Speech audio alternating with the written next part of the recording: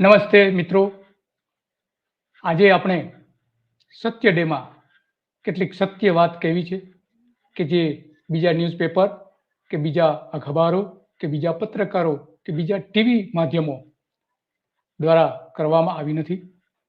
અને એટલા માટે આજે આપણે એક નવો વિષય લઈને આવ્યા છીએ, કારણ કે એની સાથે પ્રાણી સૃષ્ટિ જોડાયેલી છે, લોકોના મન જોડાયેલા છે. ગુજરાતને એક ગૌરવ અપાવે એવું પ્રાણી સંગ્રહાલય, કે જેને સારવાર કેન્દ્ર પણ રિલાયન્સ પોતે કહે છે, જામનગરમાં શરૂ કર્યું છે. જામનગર રિલાયન્સની રિફાઇનરી આવેલી છે, ત્યાં આ પ્રાણી સંગ્રહાલય શરૂ કરવામાં આવ્યું છે. આમ તો સારવાર અને સંવર્ધન માટે કહેવામાં આવે છે, પરંતુ વાસ્તવમાં ત્યાં એક અબોલ જીવ માટેનું અનંત અમાણીએ આ ચાલુ કર્યું છે. પોતે જાતે પણ ત્યાં પ્રાણીઓ માટેની અને ખાવા માટેની વસ્તુઓ બનાવે છે. આ રીતે સારવાર પણ કરવામાં આવે છે ત્યાં આ રિલાયન્સના ઝૂમાં. એ ખરેખર એક સારું ઝૂ છે અને વિશ્વનું સૌથી મોટું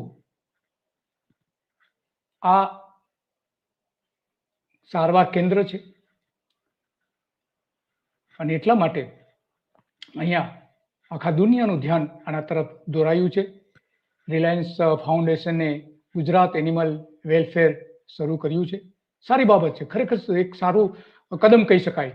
એક પ્રાણી પ્રત્યેની સંવેદના વ્યક્ત કરી છે અનંત અમાણીએ, અને એટલા માટે આ મહત્વનું બની જાય છે કે જેની પાછળ કરોડો રૂપિયાનું ખર્ચ પણ કરવામાં આવી રહ્યું છે. વનતારા નામ આપ્યું છે અનંત અંબાણીએ, કે જે મુકેશ અંબાણીના પુત્ર છે અને ધીરુભાઈ અંબાણીના પૌત્ર છે. ભારત અને વિદેશમાં ઇજાગ્રસ્ત થયેલા અને પ્રરાધિત હોય, જે પીડા કોઈ આપેલી હોય એને, એવા પ્રાણીઓને બચાવવા માટેનું, સારવાર માટેનું અને પુનર્વસન માટેનું આ કેન્દ્ર શરૂ કર્યું હોવાનું કહેવાય છે. ભારત વિશ્વનું સૌથી પહેલું પ્રાણી સંગ્રહાલય આ પ્રકારનું હતું. હવે વિશ્વનું સૌથી મોટું પ્રાણી સંગ્રહાલય અને સારવાર કેન્દ્ર જામનગરમાં ગુજરાતમાં મળ્યું છે. એ એક આનંદનો વિષય છે, જ્યાં 2100 કર્મચારીઓ કામ કરે છે અને 1 લાખ ચોરસ ફૂટની હોસ્પિટલ અને તબીબી સારવાર કેન્દ્ર પણ છે. આઈસીયુ છે, એમાં MRI છે, સીટી સ્કેન છે, પ્રાણીઓના સીટી સ્કેન માટેની વ્યવસ્થા કરવામાં આવી છે અનંત અંબાણીએ. એક્સરે છે, અલ્ટ્રાસાઉન્ડ, એન્ડોસ્કોપી, ડેન્ટલ સ્કેલર છે, આવા અનેક પ્રકારના ડાયાલિસિસ કરી શકાય એવા છે. સર્જરી માટે આધુનિક રોબોટિક ટેકનોલોજી જેને કહેવામાં આવે છે, એ પણ ત્યાં છે અને એ ઓનલાઈન થઈ શકે એવું છે. આ એક અત્યંત ગૌરવરૂપ છે ગુજરાત માટે જે બન્યું છે, કારણ કે આટલું મોટું પ્રાણી સંગ્રહાલય તો ગુજરાત સરકાર પણ બનાવી શકી નથી. ઇવન ભારતમાં પણ આટલું મોટું ક્યાંય નથી. અને લગભગ 2000 થી વધુ પ્રાણીઓ અહીંયા લાવવામાં આવ્યા છે. એવું કહેવાય છે કે રેસ્ક્યુ કરીને લાવવામાં આવ્યા છે. હજારો કિલોમીટર દૂરથી વિમાનોમાં લાવવામાં આવ્યા છે, ટ્રેનમાં લાવવામાં આવ્યા છે, અમદાવાદ એરપોર્ટ ઉપર અને જામનગર એરપોર્ટ ઉપર લાવવામાં આવ્યા છે, મોટા મોટા પ્લેન દ્વારા. અને એટલા માટે આ મહત્વનું બની જાય છે, કારણ કે કરોડો રૂપિયા ખર્ચીને અહીંયા એને સારવાર માટે લાવવામાં આવે છે. આમ તો જો કે વૈશ્વિક સિદ્ધાંત તો એવો છે કે જે પ્રાણી જે વિસ્તારમાં હોય ત્યાં એને સારવાર આપીને એ જ વિસ્તારમાં એ સારો થઈ જાય પછી એ વિસ્તારમાં એને છોડી દેવાનું હોય છે. આ વૈશ્વિક એક સિદ્ધાંત છે અને ભારતમાં પણ આ જ રીતનું થાય છે. આપણે ગીરના જંગલમાં જોઈએ છીએ કે ત્યાં કોઈ પણ પ્રાણી બીમાર પડે, ઇવન શહેરની અંદર જે કૂતરાઓને લઈ જવામાં આવે છે ખસીકરણ માટે, ત્યાં પણ એ નિયમ છે કે જ્યાંથી કૂતરાઓને લાવવામાં આવે ખસી કરીને એ જ વિસ્તારમાં છોડી દેવા. એ જ રીતે વન્ય પ્રાણીઓમાં પણ આવો જ આંતરરાષ્ટ્રીય નિયમ છે કે જ્યાં એ પ્રાણીને ઈજા થઈ હોય ત્યાં એની સારવાર આપવી અને ત્યાં જ એ જ વિસ્તારમાં એ સારા થાય એટલે એને છોડી દેવા. પરંતુ હજારો કિલોમીટર દૂરથી દેશ વિદેશથી આ પ્રાણીઓ અહીંયા સારવાર માટે લાવવામાં આવે છે. રિલાયન્સ કંપની સારવાર અને પુનર્વસનના નામે લોકો સાથે છેતરપિંડી કરી રહ્યું હોય એવું અહીંયા દેખાઈ રહ્યું છે, સ્પષ્ટપણે દેખાઈ રહ્યું છે. કારણ કે જામનગરમાં એવું કહેવાય છે કે આ સારવાર કેન્દ્ર છે, પરંતુ ખરેખર તો ત્યાં ઝૂ બની ગયું છે. 200 જેટલા તો હાથી છે. જ્યારે સૌથી પહેલી આની જાહેરાત કરવામાં આવી કે ત્યાં પ્રાણીઓ માટેની સુવિધાઓ ઊભી કરવામાં આવશે, એના જે ડિરેક્ટર છે પરિમલ નથવાણી, એને કહ્યું હતું કે ખાવડામાં અહીંયા ઝૂ બનાવવામાં આવશે અને તેનું એકાએક નામ બદલીને વનતારા રાખી દેવામાં આવ્યું છે. આ એક ન સમજી શકાય એવી વાત છે કે શા માટે એકાએક નામ બદલી કાઢવામાં આવ્યું હતું. આ અત્યંત લોકો માટે એક મોટી ઘટના છે, કારણ કે જે કંઈ બન્યું છે એ પ્રાણી જગત માટે સારું છે, લોકોની સંવર્ધના માટે સારું છે. વનતારા સેન્ટર નામ અપાયું છે અને વનતારા જ બનાવવાનું હોય તો વનમાં ખરેખર તો વનમાં હોવું જોઈએ. દરિયાકાંઠે શા માટે બનાવ્યું છે એક મોટો પ્રશ્ન આજે પણ પૂછવામાં આવી રહ્યો છે. રિલાયન્સ ફાઉન્ડેશન પાસે 3000 એકર વિસ્તારમાં પ્રાણીઓની સંભાળ અને પુનર્વસન માટે આ સેન્ટર કામ કરી રહ્યું છે, કરવાનું પણ છે. વનતારા સેન્ટર એને કોઈ અટકાવી શકે એમ પણ નથી. વનતારા સેન્ટરમાં પ્રાણીઓના આરોગ્ય, હોસ્પિટલો, સંશોધન અને શૈક્ષણિક લોકોને શિક્ષણ પૂરું પાડવા માટેનું કામ પણ આ કેન્દ્ર કરવાનું છે. બચાવવામાં આવેલા પ્રાણીઓ સુખેથી રહી શકે અને તે માટે 3000 એકરમાં જંગલ જેવું જ કુદરતી વાતાવરણ ઊભું કરવામાં આવ્યું છે. મોટાભાગે જેને જંગલ કહી શકાય એ પ્રકારનું વાતાવરણ ઊભું કરવામાં આવ્યું છે. કૃત્રિમ જંગલ, આમ તો માનવ સર્જિત જંગલ છે. વિદેશમાં સારવાર માટે પ્રાણીઓ વિમાન દ્વારા લાવવામાં આવે છે. કેટલાક વિમાન દ્વારા અહીંયા લાવવામાં આવ્યા છે અને એ કયા કયા પ્રાણીઓ છે વિમાન દ્વારા લાવવામાં આવેલા એ તમામ પ્રાણીઓ, આજે 2000 પ્રાણીઓ કહેવામાં આવે છે, પણ એના નામ આજ સુધી જાહેર નથી થયા. જો જાહેર કરે તો એના મોતની વિગતો પણ જાહેર કરવી પડે કે શા માટે એનું મોત થયું છે.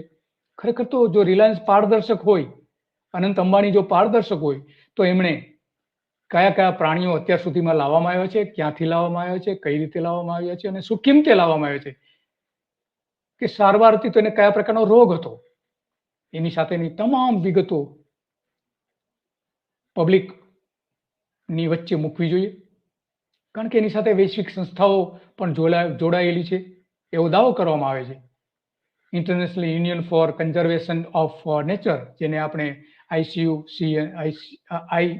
IUCN તરીકે ઓળખીએ છીએ, World Wide Fund for Nature WWF તરીકે જેને આપણે ઓળખીએ છીએ, એ પણ એની સાથે જોડાયેલું હોવાનું સંશોધન માટેનો સહયોગ કરે છે એવો દાવો કરવામાં આવે છે. વેનેઝુએલાના નેશનલ ફાઉન્ડેશન ઓફ ઝૂ જેવી ઇન્ટરનેશનલ ઓર્ગેનાઇઝેશન સંસ્થાઓ એની સાથે કામ કરતી હોવાનો દાવો કરવામાં આવે છે. સ્મિથ સોનિયન અને વર્લ્ડ એસોસિએશન ઓફ ઝૂઝ એન્ડ એક્વેરિયમ્સ પણ આની સાથે જોડાયેલી હોવાનો દાવો કરવામાં આવે છે. આ બધી વિશ્વભરની પ્રતિષ્ઠિત સંસ્થાઓ છે. ત્યારે કમસે કમ આ પ્રાણી સંગ્રહાલય માટે જાહેર કરવું જોઈએ કે કયા કયા પ્રાણીઓ. સરકાર તો કરે છે. ગુજરાત સરકાર જ્યારે કેવડિયામાં બનાવ્યું હતું સરદાર પટેલના સ્ટેચ્યુ પાસે જ્યારે ઝૂ બનાવ્યું હતું અને 300 જેટલા પ્રાણીઓ અને પક્ષીઓ લાવવામાં આવ્યા હતા, ત્યારે તમામની વિગતો જાહેર કરી હતી સરકારે. શું ખર્ચ થયું છે, શાના બદલાવમાં લાવવામાં આવ્યા છે, કે કયા એક્સચેન્જ પ્રોગ્રામ હેઠળ લાવવામાં આવ્યા છે, બધી વિગતો જાહેર કરી હતી. તો રિલાયન્સ કેમ ન કરી શકે? National geological park Assam, state zoo Nagaland, geological park, Sardar Patel geological park, Gujarat સરકાર અને કેન્દ્ર સરકારનું વન વિભાગ આની સાથે જોડાયેલું છે. ત્યારે તો એની જવાબદારી બની જાય છે. અને આ બધી સંસ્થાઓ એની પાસે હિજાબ પણ માંગવો જોઈએ, અનંત અંબાણી પાસે, કે આની વિગતો જાહેર કરો, પછી અમે તમારી સાથે કામ કરીશું. ભલે અત્યારે કરણ જોહર આ બધું જોઈને ખુશ થતા હોય, ભલે ફિલ્મી સિતારાઓ અત્યારે અહીંયા આવીને ઝૂમતા હોય, પરંતુ એ ઝૂમવું અલગ વાત છે અને લોકોને એની વિગતો જાહેર કરવી એ જુદી વાત છે. ગયા અઠવાડિયે જ અમદાવાદ એરપોર્ટ ઉપર 4 વિમાનો આવ્યા હોવાનું કેટલાક સૂત્રો કહે છે. 4 વિમાન આવ્યા હતા. પ્રાણીઓ એમાં લાવવામાં આવ્યા હતા. અને આ જ્યારે પ્રાણી લાવવામાં આવતા હતા ત્યાંના શરૂઆતના તબક્કામાં અમદાવાદનું એક અખબાર જે છે દિવ્ય ભાસ્કર, એણે રિપોર્ટ્સ એના પત્રકાર દ્વારા રિપોર્ટ્સ રજૂ કરવામાં આવ્યા હતા. 2 રિપોર્ટ છપાયા હતા. કયા કયા પ્રાણીઓ શું લાવવામાં આવ્યા, કેમ લાવવામાં, અહીંથી રેસ્ક્યુ, અહીંથી કઈ રીતે લઈ જવામાં આવ્યા હતા, બધી જ વિગતો, નાનામાં નાની વિગતો એ પત્રકારે જાહેર કરી હતી 2 વખત. પછી એકાએક આ બધા જ સમાચારો આવતા બંધ થઈ ગયા. એની પાછળ કદાચ હોઈ શકે કે રિલાયન્સમાંથી કોઈ એના ઉપર દબાણ કર્યું હોય, ભાસ્કર ઉપર, એવું બની શકે. નહીં તો શા માટે રિપોર્ટ ના આવે? થોડા દિવસ પહેલા જ જ્યારે વિમાન આવતું હોય ત્યારે એના રિપોર્ટરને જાણકારી હોય જ, કેમ ન હોય? તો આ બધી જ વિગતો અટકાવી દેવામાં આવી હતી. શા માટે અટકાવી દેવામાં આવી હતી? જો પ્રામાણિક હોય અનંત અંબાણી પોતે, તો પત્રકારો આવા સમાચારો ન લખે, છાપાઓ આવા સમાચારો ન લખે, ટીવીમાં આવા સમાચારો ન બતાવવામાં આવે. એ તો કેવું? એનો મતલબ એ થયો તો તમે કંઈક છુપાવવા માંગો છો. અને કેટલાક જાણકારો તો કહે છે કે અત્યાર સુધીમાં ઓછામાં ઓછા 52 જેટલા કન્સાઇનમેન્ટ આવ્યા છે, 52 જેટલા અમદાવાદ હવાઈ મથક ઉપર લાવવામાં આવ્યા છે. જો રિલાયન્સને સત્ય સમજાતું હોય તો તેણે એની વિગતો પ્રજા વચ્ચે મૂકવી જોઈએ. સ્વાભાવિક છે, કેમ ના મૂકે? અને મૂકે એમાં એને વાંધો પણ ન હોવો જોઈએ, કારણ કે એક સારું કામ કરે છે. અને અંબાણી પોતે પણ કહે છે કે હું સારું કામ કરું છું ને અહીંયા એના માટેના અમે સાધનો વસાવ્યા છે. અનંત અંબાણીએ શું કહ્યું હતું પત્રકારોની વચ્ચે એ પણ આપણે સાંભળીએ. શુદ્ધ ગુજરાતીમાં બોલી રહ્યા છે, એ પણ આપણે સાંભળીએ. જે હાથીનું રેસ્ક્યુ સેન્ટર છે એ આપણને બધા જોયા, જે ગજનું અમે સેવા કરીએ છીએ એ બધાને આપણને બધા ત્યાં હોસ્પિટલ જોયું, ત્યાં કિચન જોયું, એના પછી ત્યાં જે કિચનમાં રસોઈ ઘર છે એ પણ તમને જોયું, જે અમે લડ્ડુ બનાવીએ છીએ, ખીચડી બનાવીએ છીએ, અને આખું અમે સેવાનું કામ કરીએ છીએ. તો આજે છે આ સેવાલય છે, આ ચિડિયાઘર નથી. અમે આ પ્રાણી સેવાલય કરે છે, અહીંયા સેવાનું જ કામ. અને હાથીમાં અમારી પાસે હમણાં સુધી અમે 200 થી વધારે હાથીને રેસ્ક્યુ કર્યા છે, અહીંયા લાવ્યા છે.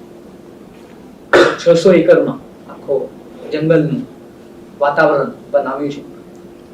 ત્યાં અમે લેક, જે મોટું તલાવ કહેવાય, એ પણ બનાવ્યું છે. 10-12 એકરના તલાવ, આવા 3-4 તલાવ બનાવ્યા છે.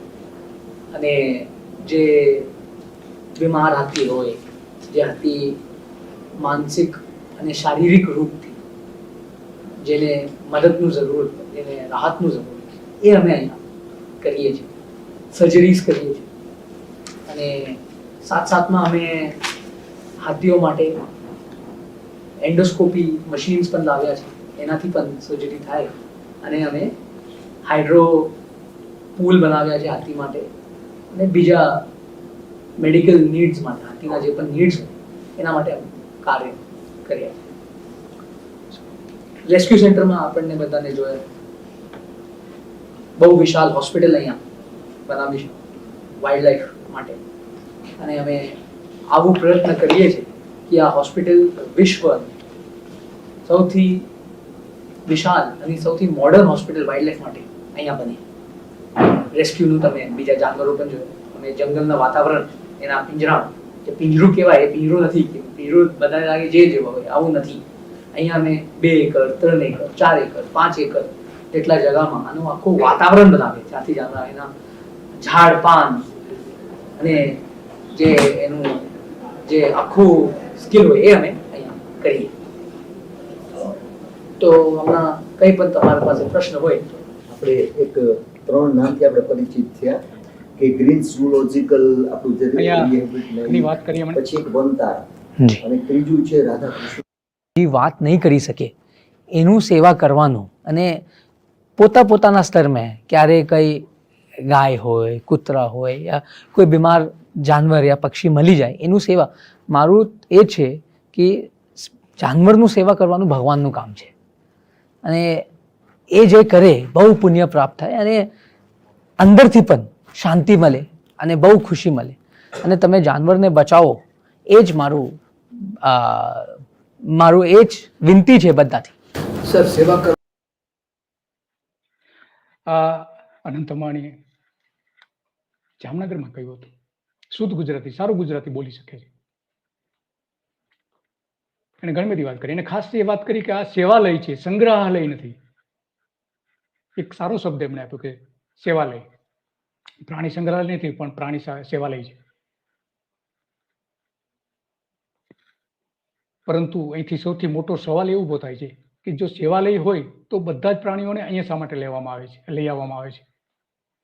રેસ્ક્યુ કરીને, આટલું જંગી ખર્ચ કરીને. ખરેખર તો જ્યાં એ બીમાર હોય, જ્યાં એ ઘાયલ થયેલું હોય, ત્યાં એને સારવાર આપવી જોઈએ. એવો એક આંતરરાષ્ટ્રીય નિયમ પણ છે, સ્વૈચ્છિક નિયમ છે, અને કાયદાકીય રીતે કોઈ એટલું બધું બંધન નથી એમાં.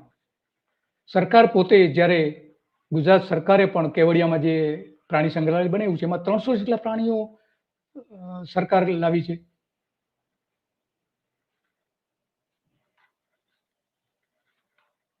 અને એટલા માટે જો આ રીતે સરકાર પોતે લાવતી હોય અને એની બધી વિગતો જાહેર કરતી હોય તો એ વિગતો જ એમણે જાહેર કરવી જોઈએ. 200થી વધુ હાથીઓ હોવાનું પણ અનંત અંબાણી કહે છે. હજારો અન્ય પ્રાણીઓ, સરીસૃપ પક્ષીઓને અસુરક્ષિત પરિસ્થિતિમાંથી બહાર કાઢીને બચાવ્યા છે એવું એમનો દાવો છે. જો તેમને સારવાર માટે વિમાનથી અહીં લાવવામાં આવે છે તો હાથીને તેના વતનના જંગલમાં કે તેની કુદરતી અવસ્થામાં શા માટે ન છોડવામાં? એ કહે છે કે અમે કુદરતી વાતાવરણ ઊભું કર્યું છે એવું કહે છે, પરંતુ એ માત્ર જમીન ઉપરનું વાતાવરણ છે. એ કૃત્રિમ રીતે ઊભું કરેલું છે, કુદરતી તો નથી જ. બીજું કે ત્યાંની જે હવા પાણી એને જે અનુકૂળ હોવા જોઈએ એ પણ છે કે કેમ એ મોટો એક સવાલ છે. જે ન હોય તો મોટા પ્રમાણમાં પ્રાણીઓના મોત થઈ શકે છે, જે રીતે કેવડિયામાં થયું છે. કેવડિયામાં 20 થી 25% પ્રાણીઓ મરી ગયા છે, વિદેશથી લાવેલા. અહીંયા તો ગેંડા, ચિત્તા, મગર વગેરે અનેક પ્રકારના પ્રાણીઓ અહીંયા છે. તાજેતરમાં જ મેક્સિકો, વેનેઝુએલા વગેરે દેશોમાંથી વિદેશથી બચાવ મિશનમાં ભાગરૂપે એને અહીંયા લાવવામાં આવે છે. મધ્ય અમેરિકન જૂ ઓથોરિટીની મદદ લઈને પણ અહીં લાવવામાં આવ્યા છે.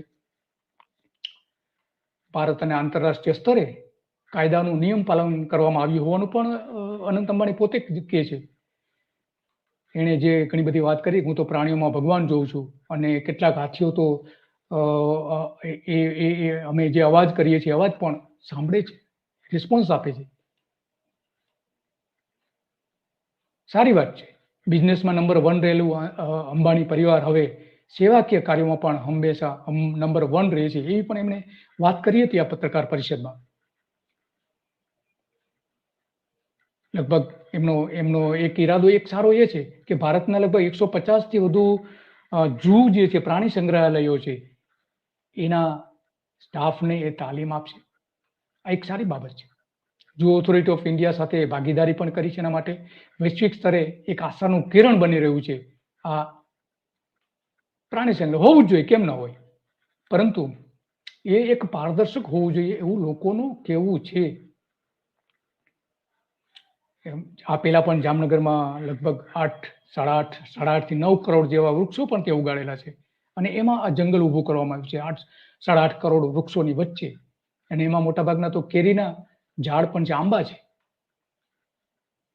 વિશ્વનો સૌથી મોટો કેરીનો બગીચો અહીંયા છે, વિશ્વનો સૌથી મોટો. અને એમાં જે કેરી પાકે છે એ રિલાયન્સના ડિરેક્ટર જે છે પરિમલ નથવાણી, એ અધિકારીઓ, રાજકારણીઓ અને પત્રકારો સુધી એ કેરી પહોંચાડે છે, ભેટમાં આપે છે, અને ઓબ્લિગેશનનો વેપાર પણ તે કરે છે. ગ્રીન જીઓલોજી રેસ્ક્યુ સેન્ટર વર્ષ 2020માં આમ તો એ શરૂ થવાનું તો એવું પરિમલ નથવાણીએ જાહેર કર્યું હતું, પરંતુ એનું કેટલુંક પછી મોડું પણ થયું. એના ઘણા બધા કારણો છે. કોવિડ પણ એમાંનું એક કારણ છે. હાથી કેન્દ્ર જે બનાવ્યું છે, સૌથી પહેલું હાથી કેન્દ્ર આવવામાં આવ્યું. એમાં અત્યારે 200થી પણ વધારે હાથી છે, અને આ 200 હાથીનું ધ્યાન રાખવા માટે 500નો સ્ટાફ રાખવામાં આવ્યો છે. આ સૌથી મોટી વાત છે. અને 25,000 ચોરસ મીટરની એલિફન્ટ હોસ્પિટલ, હાથીની હોસ્પિટલ બનાવવામાં આવી છે, જે આખા વિશ્વની સૌથી મોટામાં મોટી હોસ્પિટલ છે. એમાં અનેક પ્રકારના સાધનો છે, જે જરૂરી છે એવા બધા જ તમામ પ્રકારના સાધનો છે, અને 14,000 ચોરસ ફૂટનું તો રસોડું પણ બનાવેલું છે. હાથી બીમાર પડે તો આયુર્વેદિક ટ્રીટમેન્ટ પણ આપવામાં આવે છે. આ બધી ત્યાં સેવાઓ તો છે જ, એક સારી બાબત છે. 650 એકરનું રેસ્ક્યુ એન્ડ રિહેબિલિટેશન સેન્ટર જે ઊભું કરાયું છે અહીંયા, એ પ્રાણીઓની યાતના અને વેદનાને દૂર કરવા માટે એક બન્યું છે. સારી વાત છે. અબોલ જીવો માટે આ અનંતનો પ્રેમ પણ દેખાય છે. એમાં 200 દીપડા પણ વસાવવામાં આવ્યા છે. તામિલનાડુ નામમાંથી પણ 1,000થી વધારે મગર બચાવીને લાવવામાં આવ્યા છે. આફ્રિકામાં શિકારની જગ્યાઓમાંથી પણ ઘણા બધા પ્રાણીઓને લાવવામાં છે, જેને અસાધ્ય રોગ થયા હતા, પીડાતા હતા, એવા પ્રાણીઓને પણ અહીં લાવવામાં આવ્યા છે. અને અહીંયા સૌથી મોટી વાત છે કે જે લુપ્ત પ્રજાતિઓ થઈ રહી છે, એ લુપ્ત પ્રજાતિઓ માટેનું બ્રીડિંગ સેન્ટર, બ્રીડિંગ પ્રોગ્રામ પણ અહીંયા શરૂ કરવામાં આવ્યો છે.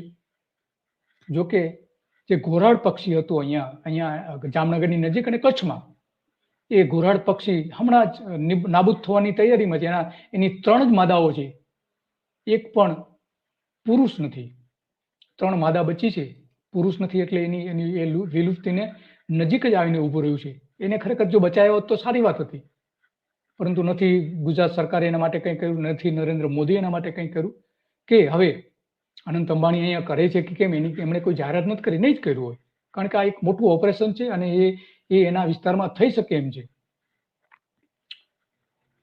અહીંયા 200 હાથી ઉપરાંત 300 થી વધુ ચિત્તા, સિંહ, વાઘ, સિંહ, જગુઆર જેવા શિકારી પ્રાણીઓ પણ છે અને હરણ પણ છે. 1200 થી વધુ સરીસૃપ પણ અહીંયા લાવવામાં આવ્યા છે. કાચબા છે, એમાં મગર છે, સાપ છે, બધા જ છે, બધા જ પ્રકારના પ્રાણીઓ છે.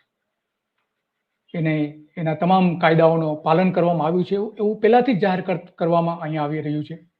ઝૂ ઓથોરિટી અને પર્યાવરણ વિભાગ, જળવાયુ પણ વિભાગે ની તમામ પ્રકારની મંજૂરીઓ લેવામાં આવી છે, એવું પણ સરકાર તરફથી અને અહીંના સત્તાવાળાઓ, રિલાયન્સના સત્તાવાળાઓ તરફથી પણ એ અંગેની જાહેરાતો કરવામાં આવી છે. આ એક સારી બાબત કહેવાય કે જો એ તમામ પ્રકારના કાયદા અને અનુરૂપ કામ કરતા હોય તો.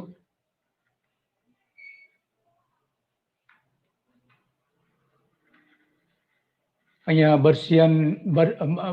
બર્મીસ જે અજગર કહેવાય, એનું રેસ્ક્યુ કરીને અહીંયા એને બચાવવામાં આવ્યો હતો. એને એક પ્રકારનો રોગ લાગુ પડ્યો હતો અને એને ખાવાનું બંધ કરી દીધું હતું.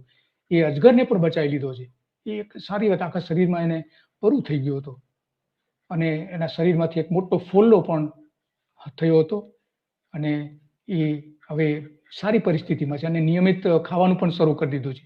આવી જ રીતે એક બ્લેક એશિયન રીંછને પણ બચાવી હોવાનો દાવો કરવામાં આવે છે. અહીંયા એને હાડકાની તકલીફ હતી. રીંછની જોડીને કુપોષિત અને પ્રેરિત હાડકાની સમસ્યાનો સામનો કરવો પડતો હતો. એને પણ અહીં લાવવામાં આવ્યો છે. આ એક ગુજરાતનું ઘરેણું છે ખરેખર, અને એને વિકાસ થવો જ જોઈએ, કારણ કે 3000 જેટલા કર્મચારીઓ અહીંયા છે અને એમાં 20 થી 30 તો એવા છે કે જે અહીંથી બીજી જગ્યાએ રેસ્ક્યુ કરવા માટે જવાના છે. પ્રાણીઓને રેસ્ક્યુ કરવા માટે એવા 20 થી 30 નિષ્ણાંત લોકો પણ છે એની સાથે જોડાયેલા, અને મોટાભાગના એમાં શિક્ષકો અને પ્રોફેસરોની કક્ષામાં એ જોડાયેલા છે. અને વિશ્વનું સૌથી મોટું રેસ્ક્યુ સેન્ટર જે બનેલું છે એ આપણા માટે એક સારી બાબત છે. 2008 થી અહીંયા હાથીને વસાવવાની શરૂઆત કરવામાં આવી હતી. તે આજ સુધી સૌથી મોટા હાથીનું રેસ્ક્યુ સેન્ટર બની ગયું છે, 8 થી લઈને 2024 સુધીમાં. અને આ બધી જે જવાબદારી સંભાળે છે રિલાયન્સ ફાઉન્ડેશન દ્વારા આની જવાબદારી નિભાવવામાં આવે છે. અને રિલાયન્સ ફાઉન્ડેશન ભારતમાં ઘણું મોટું કામ કરે છે, શિક્ષણથી લઈને રમતગમતથી લઈને. એમાં નીતા અંબાણી છે એ જવાબદારી સંભાળે છે. આપત્તિ વ્યવસ્થાપન માટે, મહિલાઓના ઉત્થાન માટે પણ એ કામ કરી રહ્યા છે. અત્યાર સુધીમાં લગભગ 55,000 જેટલા ગામડાઓમાં 72 લાખ લોકોને ના ઉત્થાન માટે કામ કર્યું છે. અને હવે આ જે પ્રાણી સંગ્રહાલય છે, જે સેવા સંગ્રહાલય જે અનંત અંબાણી કહી રહ્યા છે, એ દ્વારકા જામનગર રોડ ઉપર લાલપુર તાલુકામાં આવેલું છે, કે જ્યાં એકદમ દરિયો નજીક છે.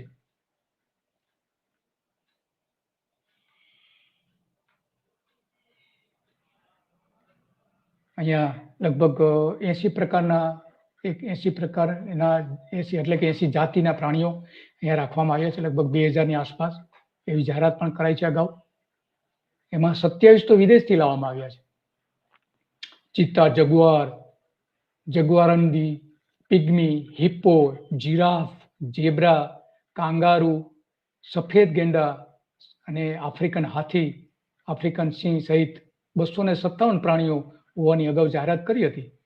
પરંતુ કયા 257 છે એની વિગતવાર જાહેરાત તો ખરેખર કરવી જ જોઈએ કંપનીએ.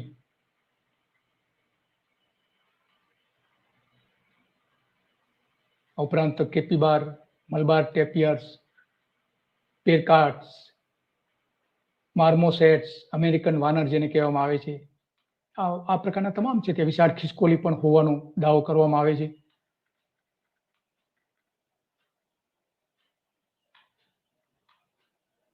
પેલા આ જે ઝૂ બનાવવાનું હતું એ ખાવડી ખાતે બનાવવાની જાહેરાત કરવામાં આવી હતી 280. એકરમાં, અને 2 વર્ષમાં લોકો માટે ખુલ્લું મૂકવામાં આવશે એવી પણ જાહેરાત કરવામાં આવી છે, પરંતુ એમાં વિલંબ પણ કેટલોક થયો છે.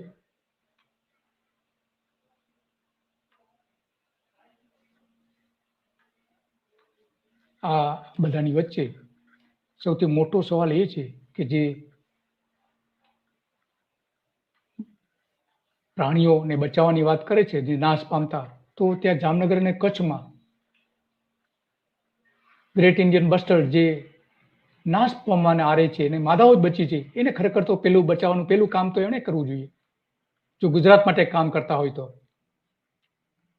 આ અંગે 2022માં ઓગસ્ટ 2022માં એક PIL પણ થઈ હતી આના સંદર્ભમાં, પ્રાણી સંગ્રહાલયના સંદર્ભમાં. જામનગરના રિલાયન્સના પ્રાણી સંગ્રહાલયની સામે જાહેર હિતની અરજી થઈ હતી સર્વોચ્ચ અદાલતમાં. એ ફગાવી દીધી હતી અદાલતે. એમાં અરજદારે એવું કહ્યું હતું કે ખાનગી સંસ્થા ગ્રીન્સ જીઓલોજી રેસ્ક્યુ અને હેબિટેશન સેન્ટરને પ્રાણી સંગ્રહાલય સ્થાપવા માટે આપવામાં આવેલી પરવાનગી પર એને અનેક પ્રશ્નો ઉઠાવ્યા હતા. કેન્દ્રીય ઝૂ ઓથોરિટી દ્વારા આપવામાં આવેલી પરવાનગી અને તેને ભારત અથવા તો વિદેશના અન્ય પ્રાણી સંગ્રહાલયોમાંથી પ્રાણીઓ મેળવવાની મંજૂરીને પડકારી હતી. તેમણે કેન્દ્રમાં મેનેજમેન્ટની સીટની તપાસની માંગણી પણ કરી હતી કેન્દ્ર સરકાર સમક્ષ. કનૈયા કુમાર નામના વકીલે પણ આ બધા વાંધાઓ ઉઠાવ્યા હતા, પરંતુ જો કે સુપ્રીમ કોર્ટે બધું ફગાવી દીધું હતું. ન્યાયાધીશ દિનેશ મહેશ્વરી અને કૃષ્ણ મુરારી એના ન્યાયાધીશ હતા, અને એમણે એવું કહ્યું હતું કે ભાઈ પ્રતિવાદી નંબર જે પ્રાણી સંગ્રહાલયની જે બાબતો રજૂ કરે છે એ કેન્દ્રને માન્યતા આપવામાં કોઈ કાનૂની નબળાઈ અમને જોવા મળી નથી, એટલા માટે અમે ફગાવી દઈએ છીએ.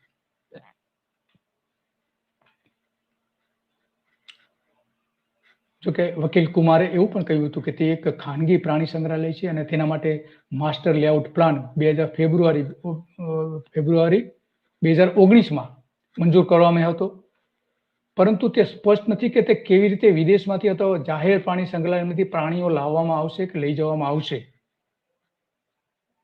એમનો એવો આરોપ હતો દલીલોમાં કે પ્રાણીઓનો વ્યવસાય કરવા માટે અહીંયા રાખવામાં આવી રહ્યા છે, બચાવ કેન્દ્ર બનાવવાની આડમાં આ બધું વ્યવસાય પ્રવૃત્તિ કરવા માંગે છે, એવો એનો દાવો હતો. પરંતુ જો કે આ બધી દલીલો માં થઈ, પરંતુ એને સુપ્રીમ કોર્ટે તો સ્વીકારી નથી. કેન્દ્ર સરકારે પણ આ તમામ આરોપોને નકારી કાઢ્યા હતા.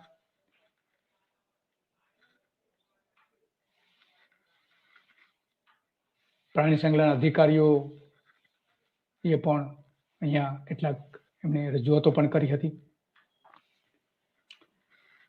ત્યાર પછી ઓગસ્ટ 2022માં આ અંગેની હાઈકોર્ટમાં પણ PIL કરવામાં આવી હતી અને હાઈકોર્ટે પણ એ ફગાવી દીધી હતી.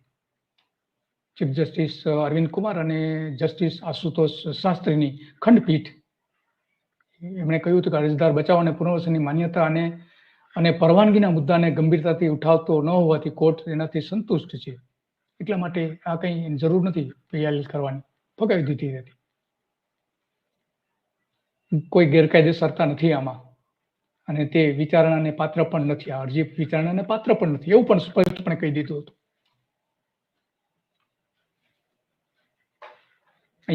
ત્યાર પછી અહીંયા કેન્દ્રીય વન અને પર્યાવરણ પ્રધાન ભૂપેન્દ્ર યાદવ 2023માં આવ્યા હતા. Green geological rescue and rehabilitation સેન્ટરની મુલાકાત પણ એમણે લીધી હતી. આ બધા વિવાદો ઊભા થયા ત્યાર પછી મે 2023માં દક્ષિણ આફ્રિકાથી એક જમ્બો કાર્ગો એરોપ્લેન આવ્યું હતું, એમાં 20 જેટલા કાડિયાર પણ લાવવામાં આવ્યા હતા ત્યાર પછી, અને હરણ પણ લાવવામાં આવ્યા હતા. 11 જેટલા બોક્સમાં ભરીને અમદાવાદ એરપોર્ટ ઉપર લાવવામાં આવ્યા હતા. 2022માં પ્રાણી સંગ્રહમાં કુલ 270 પ્રાણીઓ આવી ચૂક્યા હતા, જેમાં 10 ફેબ્રુઆરી આવેલા 39 વાંદરાઓ અને ચિમ્પાન્ઝીનો પણ સમાવેશ થાય છે. પ્રાણીઓને લઈ જતું બીજું વિમાન 11 મેના રોજ અમદાવાદ એરપોર્ટ પર આવ્યું હતું અને કસ્ટમ ક્લિયરન્સમાંથી એ બધી જ એમને પરમિશન લીધી હતી.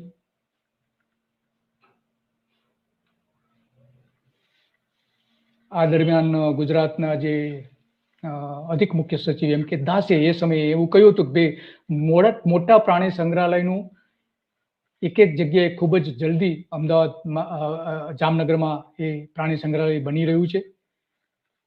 એમણે જ્યારે આ વાત કરી ત્યારે એક અંદરથી વાત એવી આવી હતી કે કેવડિયામાં પણ રિલાયન્સ દ્વારા આવું ઝૂ બનાવવામાં આવી શકે છે.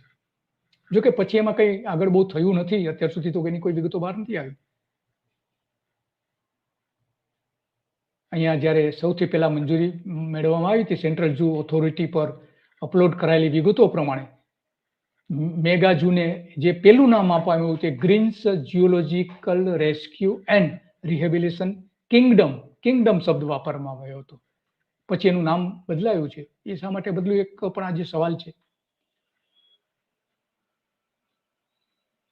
12 ફેબ્રુઆરી 2019માં આની ઝૂ ઓથોરિટીએ એની વેબસાઇટ ઉપર માહિતી આપી હતી, જેમાં ફોક ક્રાઉડથી લઈને કેટલાક ભારતીય પ્રાણીઓ અને એ પ્રકારની વ્યવસ્થા પણ ઊભી કરવામાં આવી છે.